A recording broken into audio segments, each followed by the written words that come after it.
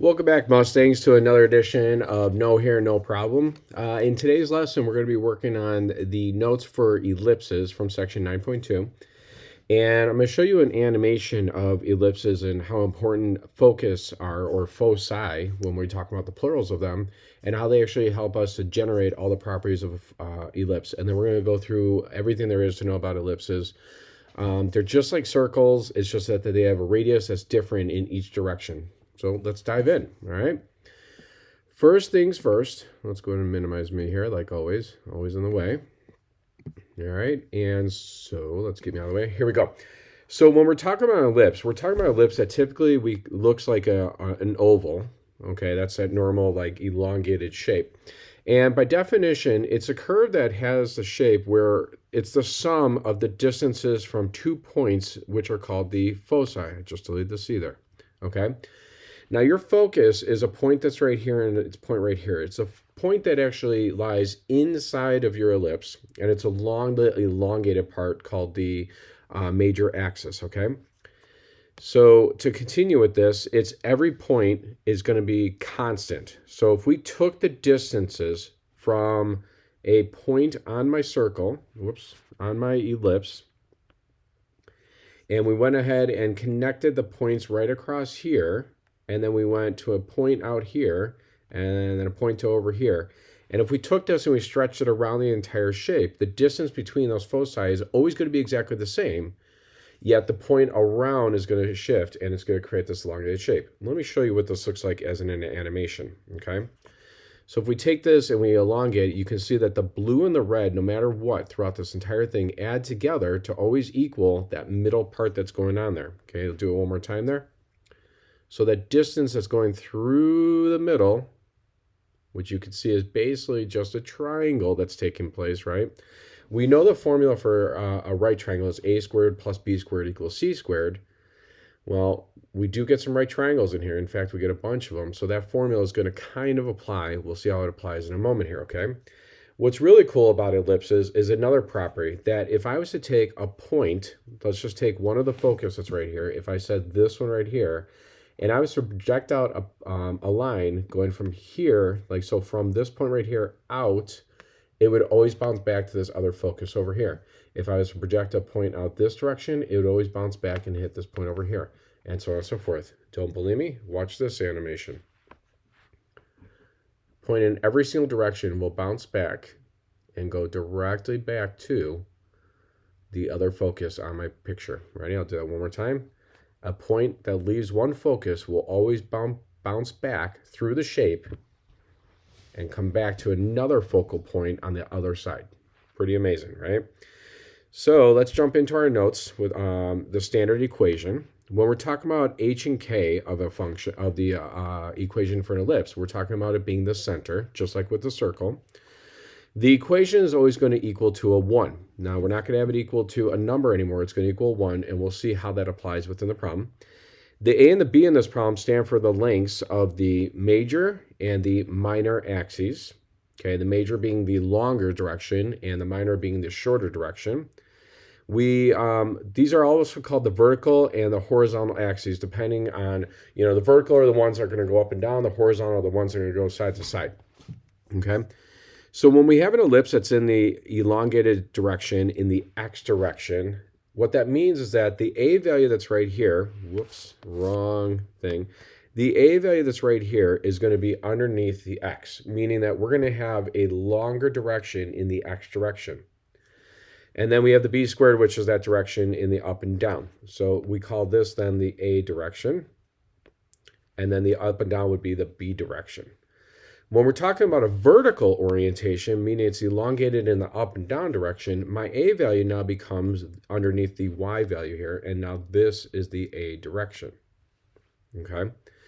Your major axes in the elongated ones where they go sideways is going to be twice the a value in the horizontal direction. And the minor axis is always going to be twice the b value in the vertical direction. Now, we'll talk about the a and b value a little bit. It's just better to just get the definitions out, and then, like always, we'll dive into the problems, and it just makes more sense when you can see the problems in action, okay? Your major axes in a vertical elongation is going to be twice the A value, which is going to be in the vertical direction, and then twice the B value in the horizontal direction. That A value is the distance from the center to the top or the center to the side, depending on horizontal or vertical setup. Every ellipse also has two foci. These 2 points lie along the major axes at a distance of c units from the center, where c squared is equal to a squared minus b squared. So that's that formula, kind of like what we said with the right angle, with the Pythagorean theorem, where it's a squared plus b squared equals c squared. Now we're saying that the c squared is equal to a squared minus b squared, and that's because it's inside of my ellipse itself. The foci of a elongated one in the horizontal direction is h plus c, or h minus c, k. And then the focus of an elongated one in the vertical direction is going to be h and then k plus or minus c. Now that we got all the definitions out of the way, let's get to where we can actually see all this in action, okay? Sorry, I don't like definitions. I don't know if you could tell I don't enjoy going through them. It's just a bunch of words that are very confusing to people until you can actually see it in action. So that's just me. All right, so for the equations, here's what we're looking at. We're looking at an ellipse. Now let's piece all this together one little bit at a time, okay? Let's start first with the center of my ellipse. What I would recommend is make a bullseye mark in this, okay? And when we make the bullseye, we can see exactly where the center is. You can also use the midpoint formula to find the center whenever you're given 2 points, okay? So let's find the center of this, and you can see that the center is right here. In this case, it's still at 0, 0. So I would have x, so the h and the k for this is going to be 0, 0. So I would just put x minus 0 and then y minus 0. Now, the reality is that when we have minus 0 and minus 0 for both of these, you could just write x squared and y squared. You don't have to write the minus 0. So it would literally just be x squared and then plus y squared. And these would be over or equals 1. Okay. So now when we talk about the value that's going on in the x direction, that's this value right here. We call that the rx, the radius in the x direction. You can see from this that this is 3 units long. So if I take that 3 and square this, that's going to be the bottom of my equation, which is going to equal a 9. Okay. When I look at the y direction, we can see that this goes 2 in the y direction. So if I take that 2 and put it over here and square it, we're going to have 2 squared, which is equal to 4. Okay, there you go. That is your equation of this ellipse. And you can tell that it's the major axis is in the x direction, so the x value has the larger value underneath it. For the focus, we know that the focus itself is going to lie somewhere along this axis right here because it's the major axis. If you remember, your formula is c squared is equal to a squared minus b squared. So if we take the larger value, that 9 that we have there, and we go ahead and do minus your b value, your b squared, which is 4, my c squared for this is going to equal 5, so my c is going to equal the square root of 5. So what this means is that we're going to take from the center, which is at 0, 0, and we're going to be moving along the x direction. So that means we're going to take and do plus or minus root 5. So that means that the focus are going to be at plus or minus root 5, comma, 0. Okay? Let's do it again. Okay, these get very quick, very easy to do once you understand and get the hang of things, okay? Your center for this is at 0, 0. So I can just actually write this as, I'm going to clean this up, and we're just going to actually write this as x squared and y squared.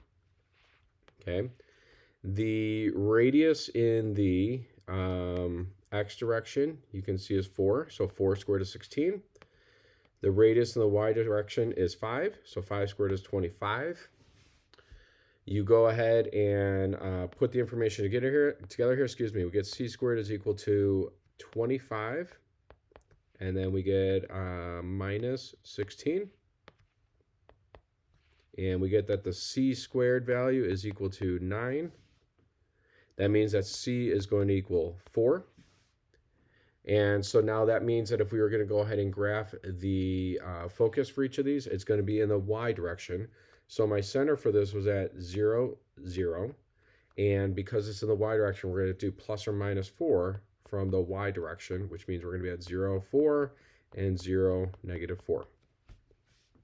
Okay, let's go to another one. Now, this one's going to be different because the center is no longer on the origin. It's actually been shifted up 2.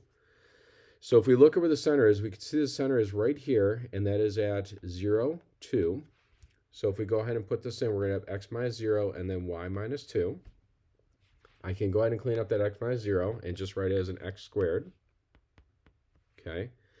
For the x direction radius, it's going to be, we can see here, it's going to be 4. So 4 squared is 16.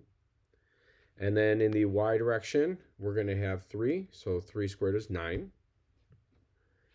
We go ahead and figure out the focus for this. C squared is equal to a squared minus b squared. So we're going to go and do, I'm not going to color code this anymore. We're going to just do 16 minus 9. So we get c squared is equal to 7. So c is equal to the square root of 7. Using the center that we have in this problem here, we could see it's at, we said it was at 0 and then 2. All right, that's where our center is. And so from here, moving in the major axis direction, we're going to move along the x direction. We're going to go ahead and do plus or minus root 7. So my focus are going to be at 7. Nope, not 7. We're going to be at root 7, comma 2, and then negative root 7, comma 2 for my focus, okay? So that's it. This is pretty much ellipses in a nutshell. So let's just work through several problems here so we can make sense of all these, okay? You can see there's 6 more problems here. Any point you want, go ahead and try them on your own, move forward. But I'm just going to work through them just so you get the hang of seeing these in action, okay? And how we can kind of piece these together as if they're a little bit of a puzzle, okay? Little by little, things get unraveled here, okay? So in number 4, major axes are going to be at 2, 6, and then 8, 6. Of course, it goes right off the chart here. So 8, 6, though, we can see is going to be right here. If I'm going to find the center of my major axes, we're going to be at 2, 6, and 8, 6. We're going to be at 5, 4, 5, 4, and then we're going to be at 5, 8, 7, 8. We'll be right off the chart here. So we're going to have the center somewhere around here. If I'm going to find the midpoint, we can use the midpoint formula. So 2 plus 8 is 10 divided by 2, and 6 plus 6 is 12 divided by 2. So my center for this is going to be at 5, 6. So we'll go x minus 5 and y minus 6. Okay, so it's at 5, 6 there. You can actually see it in the picture there. The length in this direction is equal to 3. So 3 squared is 9. The length in the y direction is 2. So that's going to be 4.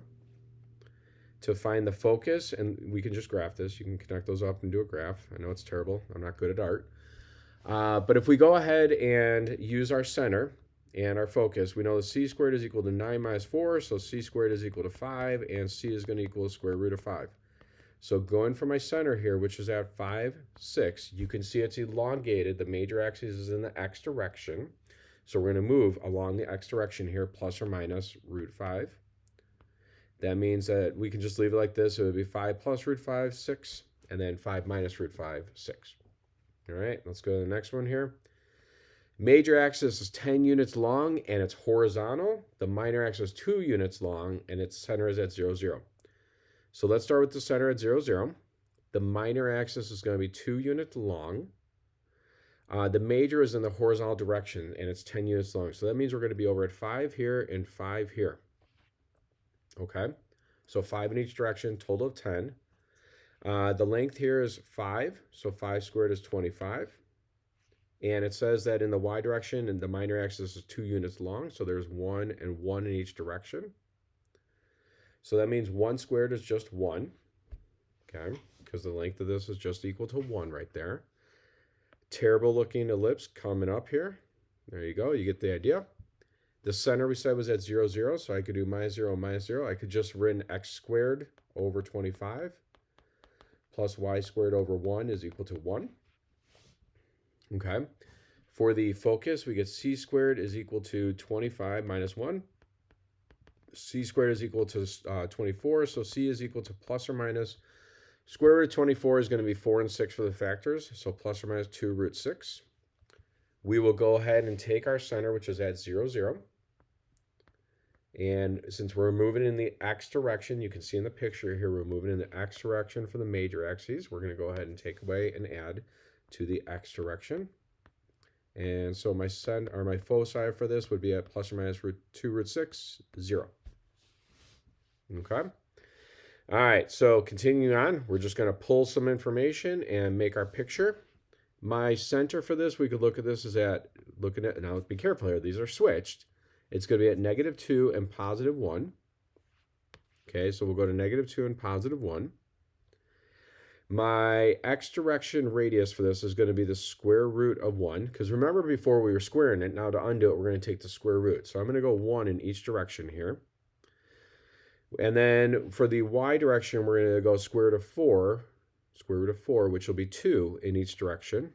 So that means my major axis length is 4 and my minor is only 2. Okay. So we can see that the major is at -2, +3, and -2, -1. My co-vertices are at -1, 1, and -3, 1. My graph is going to look just like this. And if we're going to do the focus, we're going to do c squared equals a squared minus b squared. So that means we have 4 minus 1, which is going to be root 3. Or 3, and then we take the square root, it's just root 3. And then we go ahead and change it based off of my center, which is at -2, 1. And since it's elongated in the y direction, you can see it's going up and down here, we're going to impact the y value. So we're going to go ahead and do 1 plus or minus root 3 there. All right. Next one, same thing. My center is at 3, -3. So we'll go to 3, -3. Okay. We will go ahead and take our vertices and we'll go square root of 16, which is 4. So we're going to go 4 in each direction in the x direction. We're going to go root 9, which will be 3 in each direction in the y direction. So this is what our ellipse is going to look like. Okay. My major axis is the one that's going to generate my 2 vertices. So that's in this direction here. And so those coordinates are just 7, -3, and then -1, -3. My co-vertices, when we look at this, is going to be at 3, 0, and then 3, -6. My focus for this, we go ahead and do the c squared equals a squared minus b squared. So 16 minus 9 is 7, and then we do the square root of 7. And since we're moving in the x direction, we're going to impact the x value, which means my focus is going to be at 3 plus or minus root 7 and -3. Okay. Now, what about when we have this wonky looking equation and we're supposed to pull all the information out of this? Well, we can't do any of this information that's on here yet, but let's get the equation first. Okay. So how do we get to the equation? Well, it's the same as what we did with circles, but there's one additional step that's actually going to be added in here. First thing we're going to do is let's take all the x values and put them together. Now, the difference here between a circle and an ellipse is the fact that we actually have a value right here that needs to be pulled out, because I want this x squared right here to be by itself. So in order to do this, we're going to go ahead and take a 16 out of the whole thing. And then we're going to complete the square. Half of that 6 squared is going to give me a 9. But then think about, what am I adding into this problem? I'm not just adding a 9. I'm actually adding in a 16 times 9. Now, we'll balance the equation in a second. Let's do the same thing with the y's. If I look at the y's, putting the y's together, we have the 25y squared and the -200y. And again, we're going to take this 25 out from here. If I factor out that 25, we're going to be left with 25 times y squared minus 8y. Complete the square here. Half of 8 squared is going to give me a 16. But what did I really add in? I didn't add in just a 16. I added in a 25 times 16. So I've added in a 400 on the left side of my equation. So to keep this balanced, if we have this -144 on the right side, and we're going to go ahead and keep that 144 over there, then in order to balance it, since I added 144 to the left and a 400 to the left, I need to do the same thing at 144 to the right and a 400 to the right to keep everything balanced. So where are we at then? Well, we have 16 times x minus 3 squared plus 25 times y minus 4 squared equals 400. And now if you recall, when we're looking at ellipses, they're always supposed to equal to 1. But I don't have a 1 right here. Well, how do we get a 1? To get this 1, we divide by whatever the value is. Doesn't matter what the number is. Whatever is there, you're going to divide by that. So in this case, I'm going to divide everything by a 400.